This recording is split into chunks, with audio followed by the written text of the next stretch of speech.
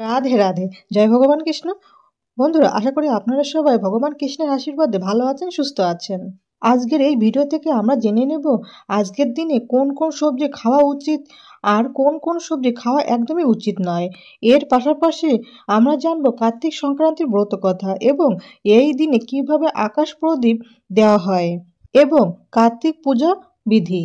আজ শ্রী শ্রী কার্তিক পূজা।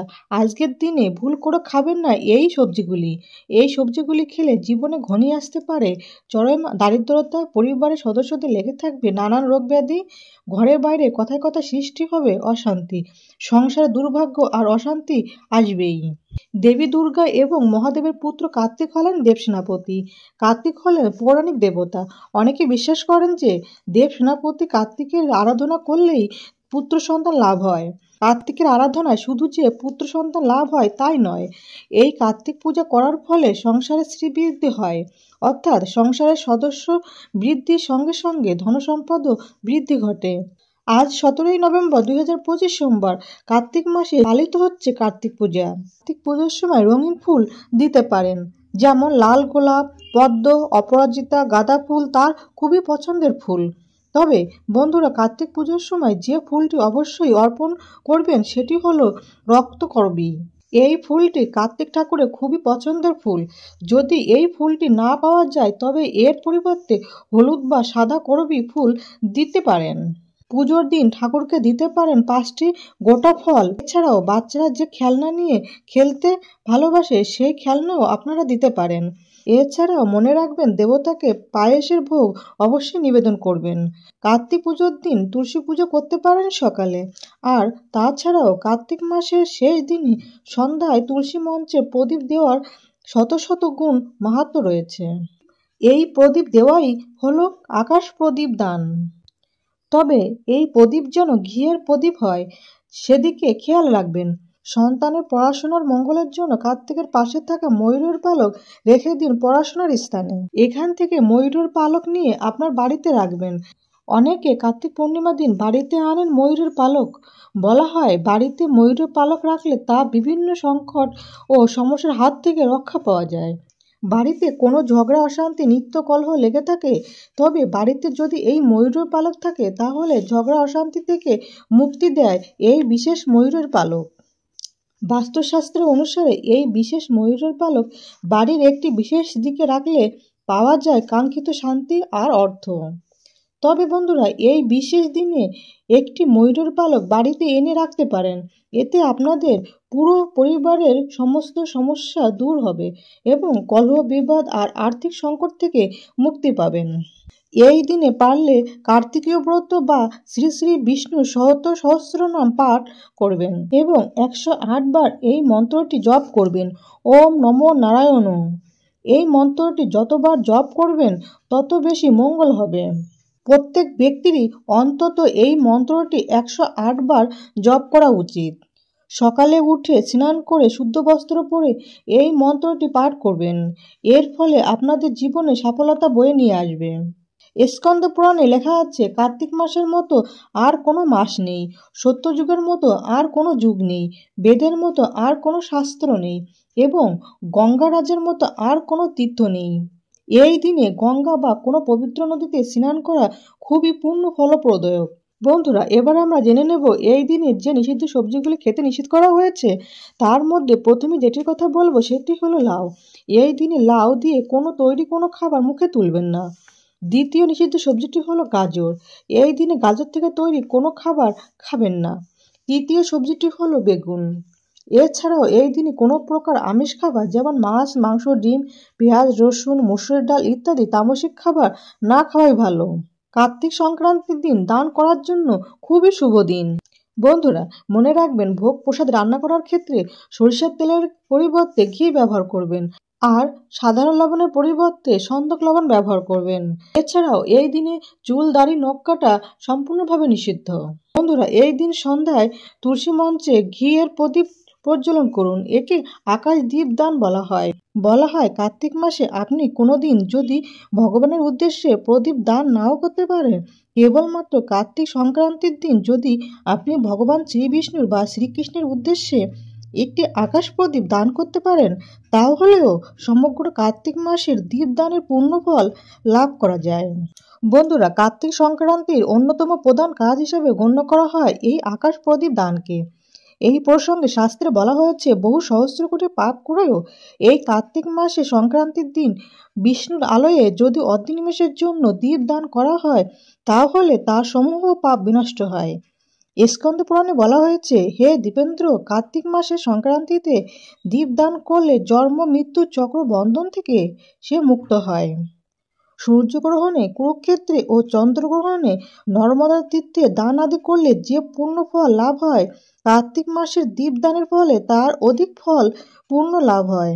যে ব্যক্তি কার্তিক সংক্রান্তিতে কেশবের অগ্রহে দীপদান করেন, তার সর্বপ্রকার যজ্ঞ ও সকল প্রকার তীর্থের আহ্বান করা হয়।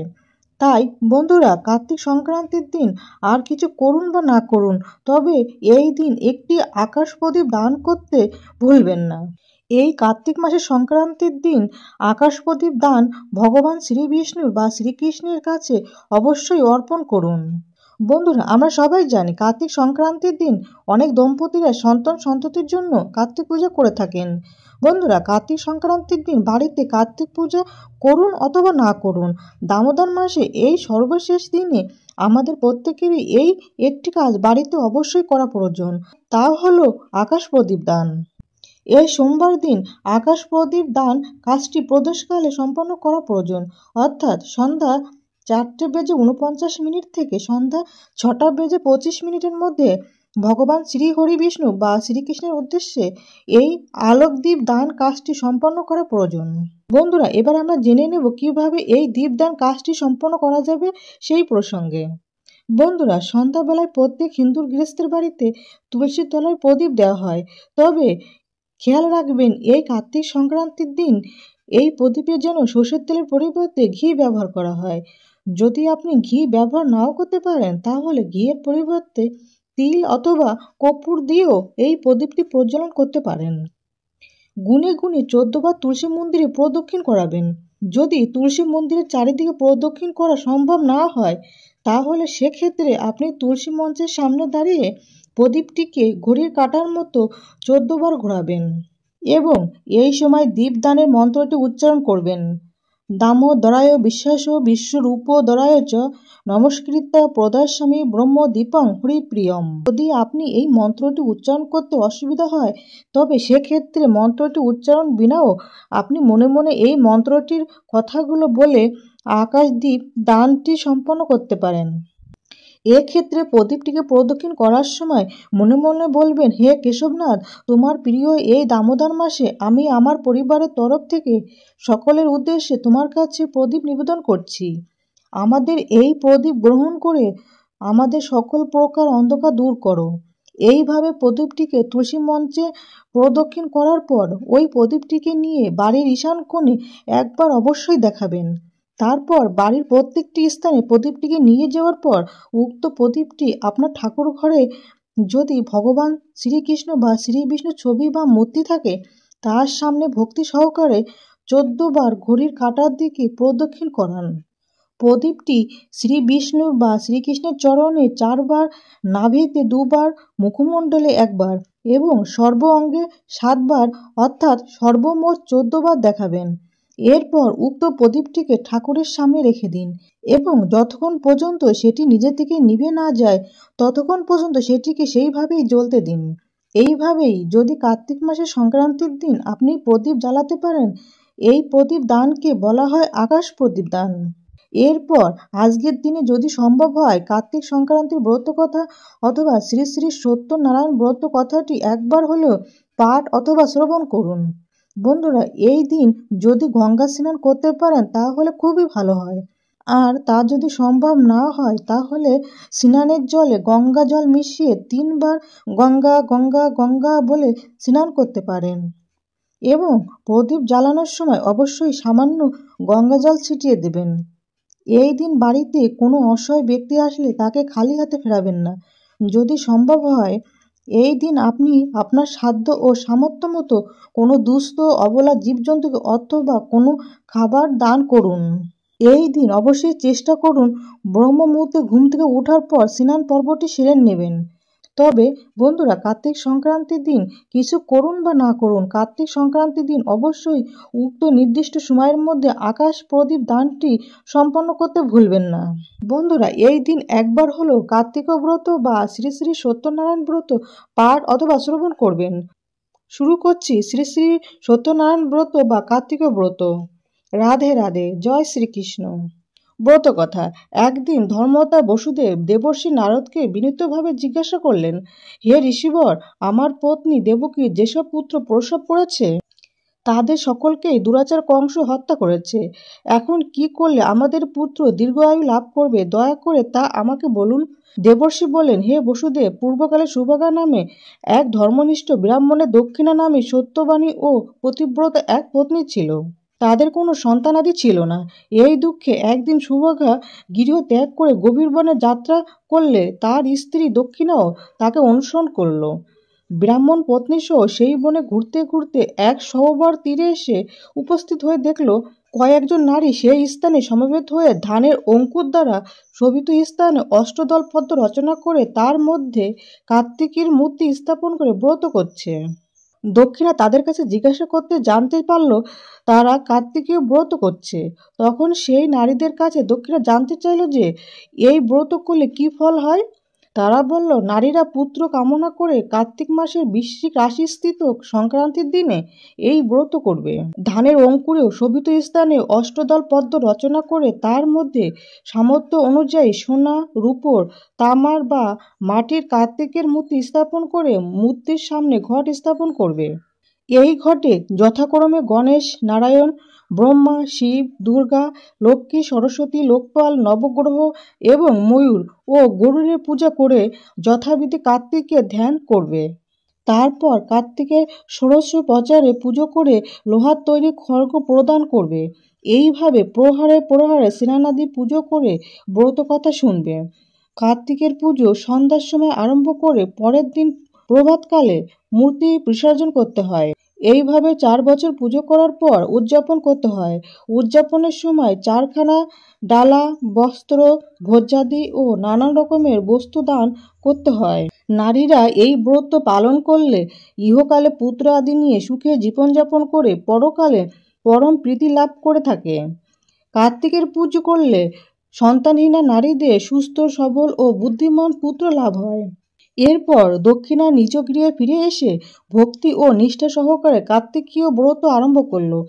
এই ব্রতের মাহাত্ম্যে তারা পুত্র পৌত্রাদি লাভ করে সুখে জীবনযাপন করে যথাসময়ে দেহত্যাগ করে বৈকুণ্ঠ যাত্রা করল। এরপর দেবর্ষি নারদ পুত্রহারা বসুদেবকে উপদেশ দিলেন, হে পুণ্যত্রা বসুদেব, তোমরা স্বামী স্ত্রী উভয়ে মিলে কার্তিকীয় ব্রত আচরণ করো, তাহলে পরবর্তী যে পুত্র সন্তান জন্মগ্রহণ করবে তিনি দীর্ঘায়ু লাভ করবে, ত্রিজগতের অশেষ কল্যাণ সাধন করবেন।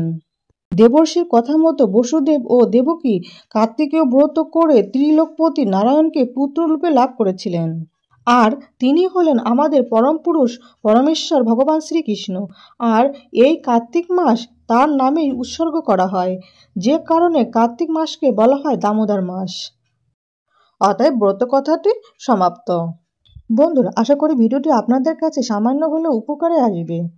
ভগবান বিষ্ণু, মা লক্ষ্মী ও ভগবান কৃষ্ণের কৃপায় আপনারা সবাই ভালো থাকুন, সুস্থ থাকুন, এই প্রার্থনা করি। আজ তাহলে এখানেই সমাপ্তি করলাম। জয় ভগবান কৃষ্ণ, জয় বিষ্ণু, জয় মা লক্ষ্মী। রাধে রাধে।